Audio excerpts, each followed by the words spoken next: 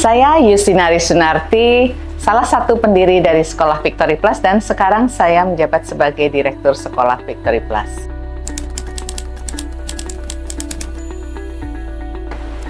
Kalau kita melihat kepemimpinan, dari kata kepemimpinan itu yang paling penting adalah bagaimana kita mempengaruhi apa yang dipimpin ya. Kalau untuk sekolah berarti memimpin adalah mempengaruhi guru-guru dan juga anak-anak murid dan juga para orang tua. Nah, disinilah kita mempunyai cara di mana kita mengatur dan juga membuat kolaborasi yang baik sesuai dengan visi dan misi yang ada di dalam sekolah tersebut. Apalagi di masa sekarang kan kita perlu inovasi ya. Jadi salah satu yang penting dari kepemimpinan di sekolah di era modern sekarang ini ya, keberanian untuk inovasi, melakukan sesuatu yang lebih baik sehingga bisa mengeimbangi di mana kita harus berubah, banyak AI yang sudah ada di saat ini, dan bagaimana kita beradaptasi, yang tentunya itu semua yang kita lakukan sebagai pemimpin itu adalah keteladanan di mana kita memberikan contoh yang terbaik pada guru-guru kami, sehingga memberikan yang terbaik juga untuk para anak didik. Dan kebijakan-kebijakan yang perlu dibuat pun harus mengarah pada kepentingan dari peserta didik, sehingga mereka bisa menjadi manusia yang lebih baik lagi. Tantangan yang kita hadapi itu adalah perubahan-perubahan yang sangat cepat, di mana setiap kali ada pergantian kepemimpinan di Dinas Kependidikan, pasti ada regulasi yang berubah. Nah, disitulah kita harus bisa beradaptasi dan menyesuaikan diri, serta bisa mengikuti peraturan yang baru yang sudah ditetapkan oleh pemerintah. Jadi kita sendiri kan ada juga regulasi-regulasi yang harus dipenuhi sebagai sekolah swasta yang mengadopsi kurikulum internasional baccalaureate. Nah, disitulah kita penting sekali untuk bisa menyatukan antara yang kita sedang penuhi untuk di IB dan yang harus dipenuhi secara regulasi di pendidikan nasional. Nah, tentunya dengan komunikasi dan transparansi, serta kita nggak malu untuk bertanya ya kalau ada hal-hal yang kita belum jelas, sehingga kita tahu apa sih yang dimaksud dari regulasi yang baru ini, seperti misalnya sertifikasi, apakah apa saja akreditasi, peraturan-peraturan yang baru, bagaimana kita bisa memenuhi semua kriteria-kriterianya sehingga bisa sejalan ya dua-duanya. Kalau kita melihat standar global dan standar nasional, standar global karena kami mengimplementasikan kurikulum internasional baccalaureate, pasti ada standar-standar dari profil apa yang ingin dicapai dari kurikulum IB. Kalau di international baccalaureate itu ada 10 profil pembelajar yang harus kita capai dan targetkan. Sedangkan di kurikulum nasional itu ada profil pembelajar Pancasila.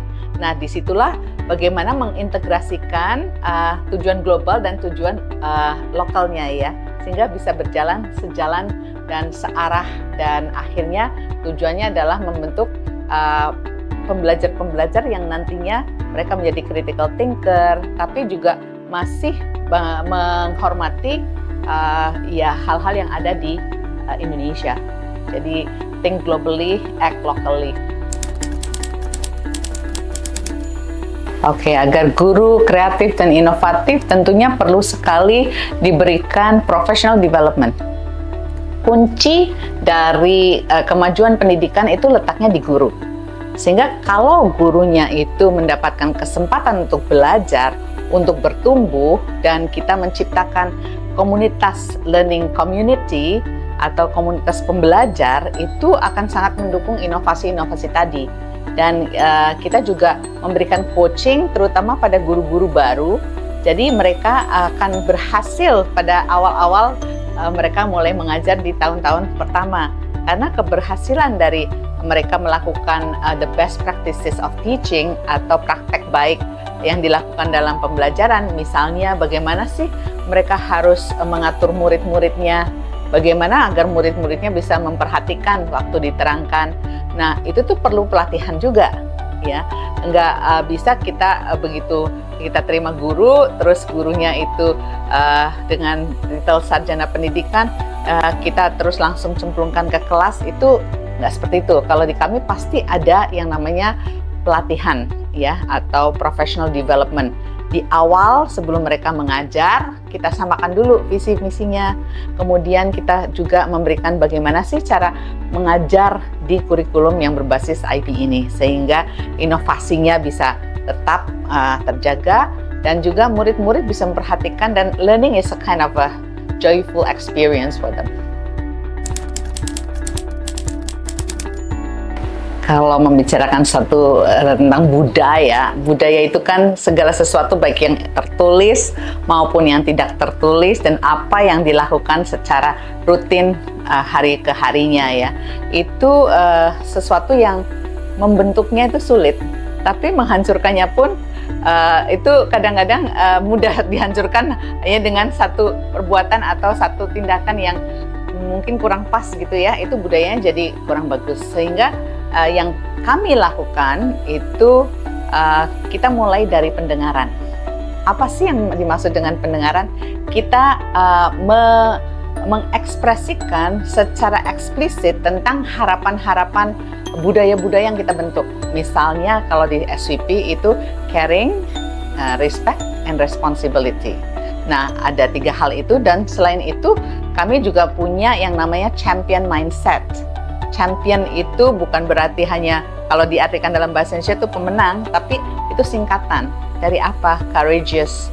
Bagaimana mereka berani membuat keputusan, berani tampil di depan umum, dan berani-berani yang lainnya.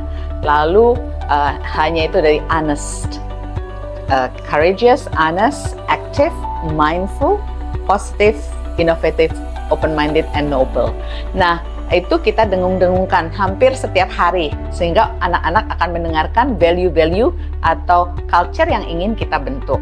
Nah, setelah itu bukan hanya di slogan saja, tapi mereka juga diberikan seperti kesempatan untuk menunjukkan value-value yang ada itu. So, culture itu dibentuk dari rutinitas keseharian dan juga dari nilai-nilai baik yang kita juga contohkan dari guru-guru dan dari semua komunitas yang ada di sekolah, sehingga nilai-nilai itu bukan hanya slogan atau tulisan yang ada di kelas atau hanya kata-kata yang diucapkan sehari-hari, tapi itu menjadi tindakan yang nyata.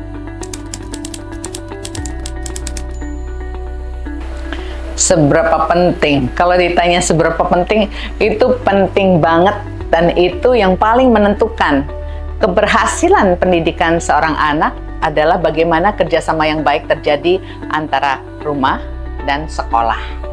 Bagaimana orang tua hadir, bukan hanya hadir secara fisik, tetapi juga hadir dalam mendukung semua peraturan-peraturan dan kebijakan-kebijakan yang ditentukan oleh sekolah untuk mendukung pembelajaran si anak. Nah, hal penting lainnya adalah bagaimana orang tua juga kita samakan persepsinya tentang culture yang akan dibentuk dan juga karakter-karakter yang ingin dibentuk, sehingga di rumah dan di sekolah saling mendukung dan hasilnya pasti akan lebih kelihatan. Jadi peranan orang tua itu sangat menentukan. Ada 3 kuncinya. Yang pertama adalah kolaborasi, yang kedua adalah kontribusi, yang ketiga adalah komunikasi. Jadi bagaimana kita berkolaborasi dengan masyarakat di sekitar, ya, dengan tetangga-tetangga juga, bagaimana kita juga melibatkan para anak-anak murid untuk terlibat dalam kegiatan misalnya di RT RW di tetangga kami, ya. Jadi kami pun berkolaborasi untuk menciptakan satu kegiatan, misalnya pada saat 17 Agustus kemarin, ya. Itu kolaborasinya benar-benar terjadi, di mana tim anak-anak di secondary school itu mengadakan seperti kayak community service untuk mengecek kesehatan. Lalu ada juga paket murah, sembako murah. Nah, para anak murid itu dilibatkan untuk mencari kegiatan apa yang lebih baik untuk komunitas dan bisa berdampak. Lalu mereka mengumpulkan subsidi dari para orang tua dan juga di komunitas-komunitas sekolah, dan akhirnya bisa menciptakan satu kegiatan dengan kolaborasi di RT RW setempat, menciptakan kegiatan ya tadi itu community service untuk mengecek kesehatan dan juga bazar murah. Bukan hanya dengan komunitas di RT RW, tapi juga dengan para alumni, dengan para orang tua alumni, itu kami juga menciptakan kolaborasi. Nah, setelah itu kontribusi apa yang bisa dilakukan oleh para anak-anak didik kita, dan juga kontribusi yang kita bisa buat dari sekolah untuk masyarakat di sekitar. Dan yang ketiga adalah komunikasi yang tentunya dalam hidup bermasyarakat kan pasti ada juga nggak semuanya baik-baik aja ya. Misalnya ada kemacetan, nah terus disitulah ada keluhan dari warga, kita selalu akomodasi. Jadi komunikasi yang transparan, komunikasi yang positif, yang mencari solusi sehingga akan menjadi lebih baik, itu yang kita biasanya tekankan. Tetap relevan dan tanpa melanggar regulasi, ya. Itu contohnya inovasi dari Learning Beyond the Walls, ya. Jadi anak-anak murid bukan hanya belajar di dalam kelas, tetapi juga di luar kelas. Nah, di luar kelas itu berkaitan dengan pelajaran macam-macam nih. Ada juga pelajaran bahasa Inggrisnya, ada pelajaran bahasa Indonesianya, kegiatan sosialnya, IPS ya. Nah, itu diintegrasikan sehingga menjadi satu kegiatan community service. Misalnya anak-anak kelas 11 itu mereka ke Jogja. Nah, di situ mereka ada satu desa yang perlu dibantu.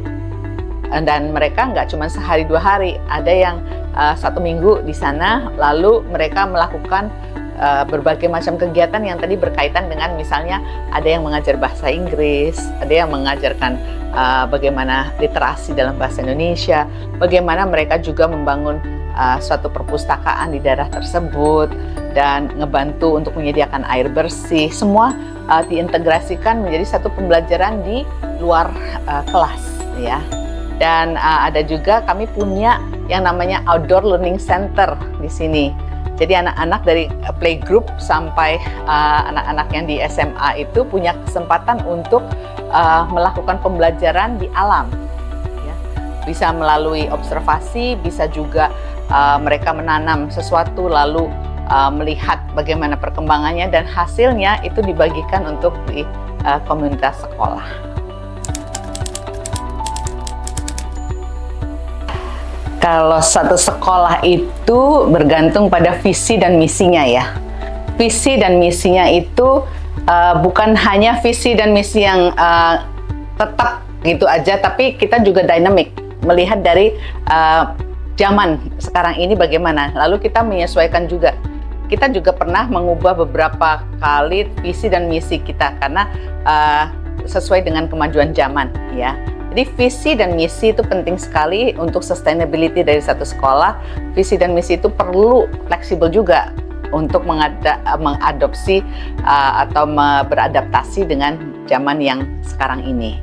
Lalu kalau berbicara tentang sekolah, pasti kita memperhatikan kualitas ya. Kualitas akan terjadi apabila ada professional development. Professional development yang berkala itu yang membuat kita nggak ketinggalan zaman. Jadi kami sendiri di sekolah kami itu ada porsi untuk professional development. Bukan hanya kita pergi untuk ikutan professional development dan untuk diri guru yang mengikuti itu, tapi mereka begitu balik, mereka juga harus cascading atau meradiasikannya pada teman-teman yang ada di sekolah, dan lalu kita melakukan action planning. Apa nih action plan yang perlu dilakukan sehingga kita bisa melakukan praktek-praktek baik yang sudah dipelajari. Lalu yang penting lagi adalah strategic planning juga. Bagaimana setiap 5 tahun kita melihat apa yang perlu kita lakukan sehingga kualitas dari pendidikan yang kita berikan pada anak-anak itu benar-benar bisa dipertanggungjawabkan, dan akhirnya hasilnya akan membuat generasi muda yang lebih baik. Tambahan lagi, agar sekolah itu berlanjut, sustainable sampai jangka waktu yang lama, tentunya kita perlu pengelolaan keuangan yang baik. Ya, kalau pengelolaan keuangannya efisien dan kita juga pusatkan semuanya itu untuk pengembangan fasilitas, sehingga peserta didik itu merasakan pengembangan fasilitas yang mendukung pembelajaran mereka, dan akhirnya mereka juga bisa resultnya akan lebih baik lagi kan. Dan yang paling penting adalah komunitas yang ada di sekolah itu dibentuk untuk melihat juga nilai-nilai akar karakter baik yang perlu ditanamkan ke anak-anak didik kita, sehingga mereka bukan hanya menjadi anak yang smart, tetapi anak yang good juga. Smart dalam artian cerdas, dan juga mereka punya karakter yang baik itu moral karakternya atau performance karakternya. Saya ingat salah satu kutipan dari John Maxwell yang mengatakan bahwa kualitas pemimpin itu dilihat dari bagaimana beliau membuat kesempatan menjadikan tim-timnya itu menjadi pemimpin-pemimpin yang lain. Ya, jadi di situ kita juga melihat bahwa succession plan itu penting. Kita bisa melihat dalam satu angkatan misalnya, oh di sini ada bakat leaders di sini.